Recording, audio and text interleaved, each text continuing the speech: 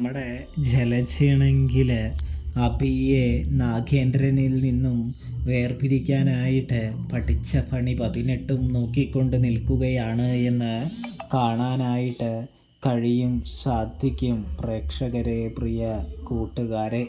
പക്ഷേണെങ്കിൽ അഭിയാണെങ്കിൽ ഏത് നേരവും നമ്മുടെ ജലജയുടെ അടുത്തേക്ക് ജലജയെ ധിക്കരിച്ചുകൊണ്ട് നാഗേന്ദ്രൻ്റെ അടുത്തേക്ക് പോയിക്കൊണ്ടിരിക്കുകയാണ്.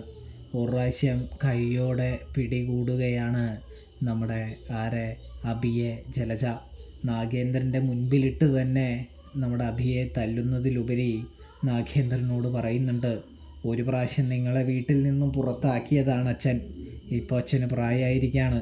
ആ സമയത്ത് ആവശ്യമില്ലാത്ത കർമ്മങ്ങളൊന്നും നിങ്ങൾ ചെയ്യിക്കരുത് എന്ന് നാഗേന്ദ്രനെ വെല്ലുവിളിച്ചുകൊണ്ട് ജലജ പോകുന്നൊരു കാഴ്ച കാണാനായിട്ട് കഴിയും. ഇതിനിടയിൽ എല്ലാ കാര്യവും നമ്മുടെ നവ്യയോട് പറയുകയാണ്.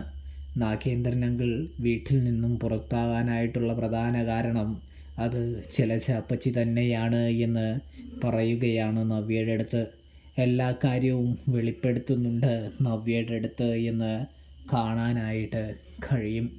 കൂടാതെ തീർച്ചയായിട്ടും ജലജ അപ്പച്ചിയുടെ പിന്നാലെയാണ് ഞങ്ങളെന്ന് ആദർശും നയനയും പറയുന്നൊരു കാഴ്ചയും കാണാം.